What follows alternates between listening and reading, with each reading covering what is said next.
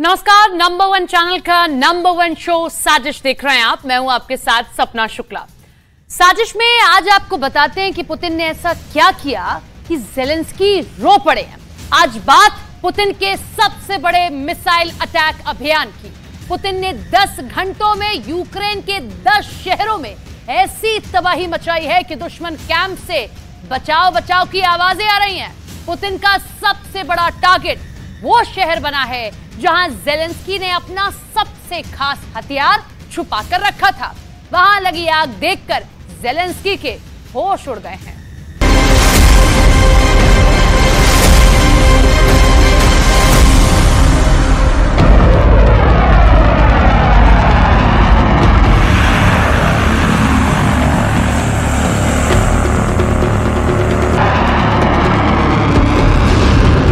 Sukhoi 24 रूस का बहुत ही भरोसेमंद ग्राउंड अटैक फाइटर।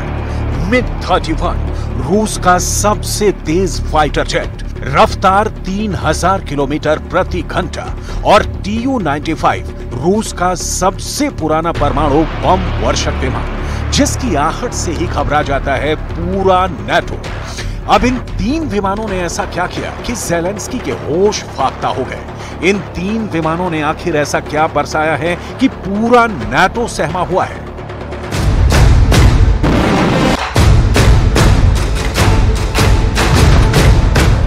पहले इनकी बमबारी की एक झलक देखिए, इनका खौफ समझिए। इनकी उड़ान दुश्मन के दिलो दिमाग पर ऐसा गहरा असर छोड़ती है कि सबको लगता है कि जैसे पुतिन ने पूरे यूरोप पर युद्ध छेड़ दिया है। इन 3 विमानों ने अगस्त की शुरुआत में ही ज़ेलेंस्की की फायर पावर की कमर पूरी तरह से तोड़कर रख दी है, चकनाचूर कर दी है। इन 3 विमानों ने अगस्त की शुरुआत से ही ज़ेलेंस्की को ऐसा झटका दिया है कि यूक्रेन के काउंटर अटैक की हवा पूरी तरह निकल चुकी है। पुतिन की तरफ से अचानक आए ऑर्डर के बाद इन तीनों विमानों को एक के बाद एक तैनात किया गया और उनसे ऐसी जगह पर हमले किए गए जिसे ज़ेलेंस्की का सबसे खतरनाक हथियार गोदाम माना जा रहा था, जहां नाटो से मिले ऐसे हथियार रखे गए थे जिनसे मॉस्को तक हमले की तैयारी पूरी थी, जहां पर इतना गोला बारूद रखा हुआ था जिसकी आग में रूस के कई शहर जल जाते।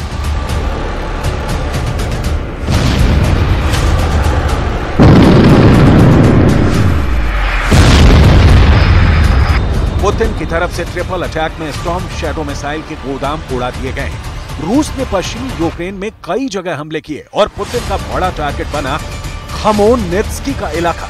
यहां यूक्रेन के एक एयरबेस पर स्टॉर्म शैडो क्रूज मिसाइल का गोदाम बनाया गया था, जिसे रूस ने पूरी तरह तबाह कर दिया है।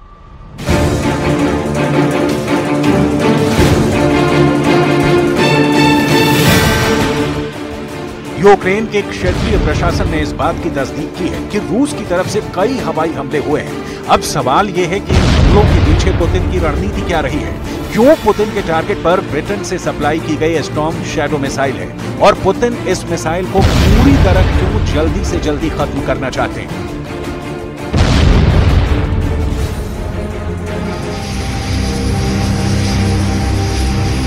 ज़ेलेंस्की को यह मिसाइल मार्च के बाद मिली और फिर जून और जुलाई के महीने में इस मिसाइल से रूस के ठिकानों पर हमले तेज कर दिए गए।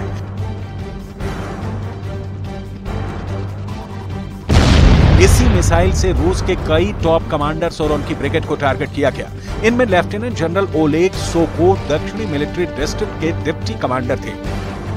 उनके पास बदियांस्क का मोर्चा था। स्टॉर्म शैडो मिसाइल से उनके रिजर्व कमांड पोस्ट पर हमला किया गया और इस तरह पुतिन के पसंदीदा जनरलों में से एक को ज़ेलेंस्की ने खत्म कर दिया। स्टॉर्म शैडो मिसाइल से ज़ेलेंस्की अब तक पुतिन के 2 बड़े कमांडरों का शिकार कर चुके हैं।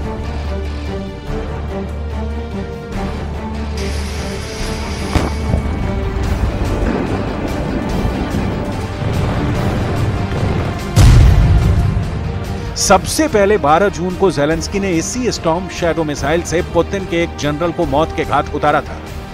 ये थे मेजर जनरल सर्गेई गोर्याचेव, जिन पर ज़ापोरिज़िया में स्टॉर्म शैडो से हमला किया गया था। और फिर 1 महीने बाद 11 जुलाई को ज़ेलेंस्की ने बदियांस्क में स्टॉर्म शैडो मिसाइल से लेफ्टिनेंट जनरल ओलेग सोको को मार डाला। एक ही महीने के अंदर 2 बड़े जनरल्स को मारने का मतलब साफ है कि ज़ेलेंस्की अब लॉन्ग रेंज वाली मिसाइलों से पुतिन के कमांडर स्ट्रक्चर को तोड़ना चाहते हैं। पुतिन इस बात को समझ गए हैं और फिर उन्होंने स्टॉर्म शैडो के गोदाम को टारगेट पर ले लिया, क्योंकि ज़ेलेंस्की बताना चाहते हैं कि उनकी मिसाइलों से पुतिन के बड़े बड़े कमांडर भी महफूज नहीं है और वो यूक्रेन की फौज को रौंद कर आगे बढ़ने वाले हर जनरल को मौत की नींद सुलाने जा रहे हैं।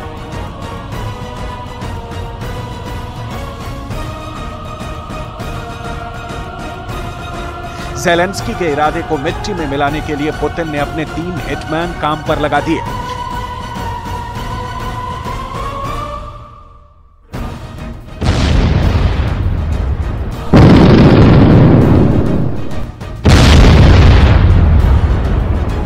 पुतिन ने स्टॉर्म शैडो को खत्म करने के लिए सबसे पहले अपने Tu-95 यानी रूस के सबसे पुराने परमाणु बम वर्षक विमान से हमले किए। इस विमान से Kh-101 क्रूज मिसाइल लॉन्च की गई और इससे खमेलनित्स्की के करीब एयरबेस पर ताबड़तोड़ हमले किए गए।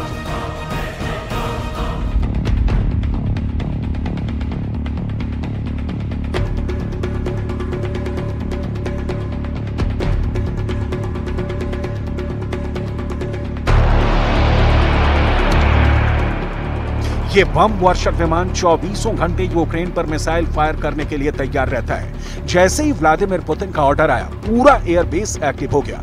मिशन के लिए फौरन रूस का यह खतरनाक न्यूक्लियर बम वर्षक Tu-95 उड़ान के लिए रेडी हो गया।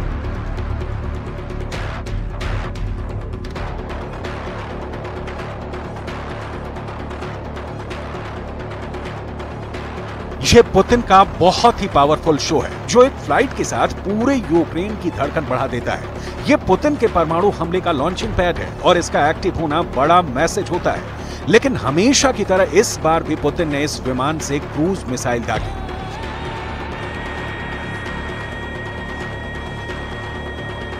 इस जहाज में लगे प्रोपेलर की आवाज गजब की है। ये जितना जमीन पर डराती है, उतना ही खौफ इसकी उड़ान के बाद दिखता है। इसके प्रोपेलर की आवाज हजारों मीटर की ऊंचाई से बहुत साफ सुनाई देती है। ये रूस की परमाणु स्ट्राइक वाली फ्लीट का बड़ा हिस्सा है। इस विमान से यूक्रेन के अड्डों पर दागी गई Kh-101 मिसाइल 2500 किलोमीटर की रेंज तक मार कर सकती है और इस मिसाइल के साथ ये विमान और खतरनाक बन जाता है।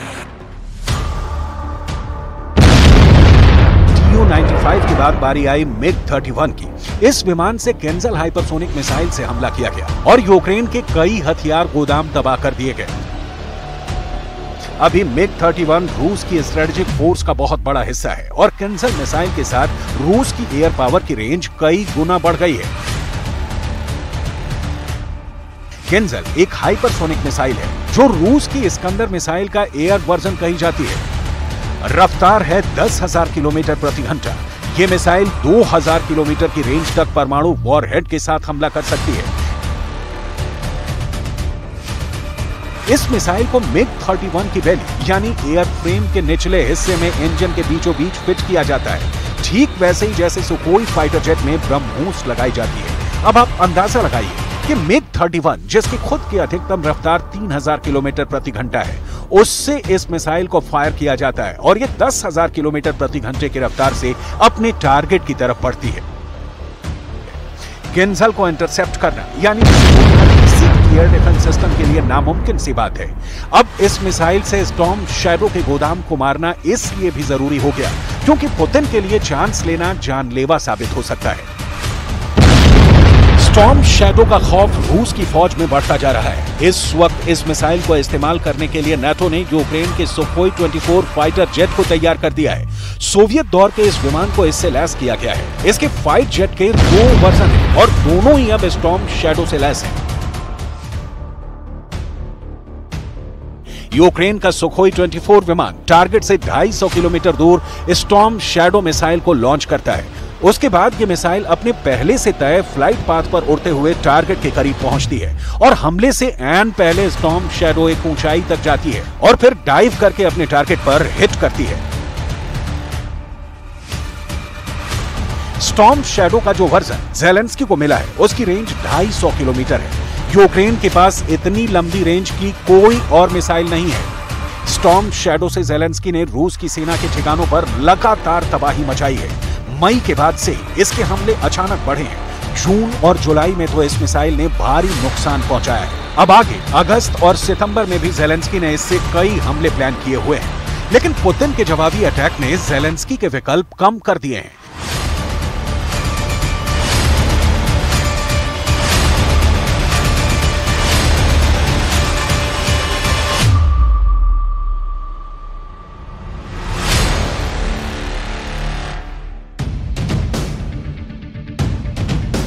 स्टॉर्म शैडो हो या फिर कोई और मिसाइल, लंबी दूरी की क्रूज मिसाइल पुतिन के टारगेट पर है। रूस का दावा है कि वो ज़ेलेंस्की के ऐसे हथियारों को इंटरसेप्ट करने में कामयाब रहा है, यानी उसे इसे आसमान में ही ट्रैक करके मार गिराने में कोई दिक्कत नहीं आ रही।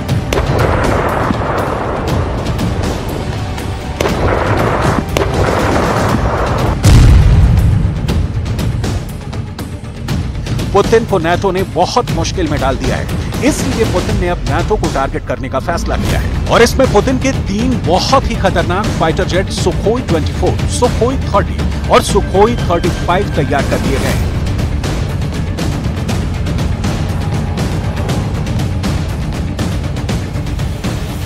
रूस की एयरफोर्स अब यूरोप के बीचों बीच इन विमानों से हमले की प्रैक्टिस कर रही है। इन तीनों विमानों को ऐसे मिशन के लिए तैयार किया जा रहा है जिसमें यूरोप का एयर डिफेंस पूरी तरह से फेल हो जाएगा। ये तैयारी ऐसी जगह की जा रही है जो नक्शे पर नाटो को बहुत खटकती है। ये है कलिनिनग्राड, और यहाँ पुतिन ने अपने नए हथियार जुटाने तेज कर दिए। फाइटर जेट की नई स्क्वाड्रन भी यहाँ तैनात करने की तैयारी है। ये विमान ऐसे बम से लैस किए जा रहे हैं जिनकी रेंज में आसपास के बाल्टिक देश होंगे और नाटो के वो अड्डे होंगे जो अब तक रूस के हमलों से सुरक्षित माने जाते हैं। लेकिन पुतिन ने स्टॉर्म शैडो को लेकर बड़ा फैसला कर लिया है, और वो फैसला ये है कि अब रूस अपना बदला ज़ेलेंस्की से नहीं बल्कि नाटो से लेगा। देखा जाए तो इस वक्त यूक्रेन का युद्ध बहुत ही खतरनाक दौर में पहुंच चुका है। युद्ध को करीब 1.5 साल हो चुके हैं, लेकिन ये हमले रुकेंगे ऐसा बिल्कुल भी नजर नहीं आ रहा है। दोनों तरफ हजारों या कहीं कि लाखों सैनिकों की जान जा चुकी है। दुश्मन को ज्यादा से ज्यादा नुकसान पहुंचाने का दावा दोनों तरफ से किया जा रहा है।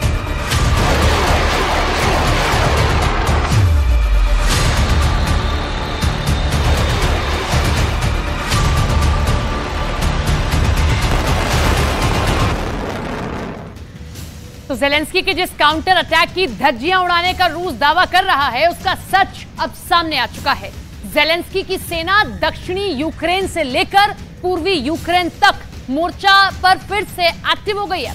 इस वक्त अगस्त के महीने में ही कई टारगेट सेट हो चुके हैं और ज़ेलेंस्की पुतिन को एक बहुत बड़ा शॉक देने की तैयारी में।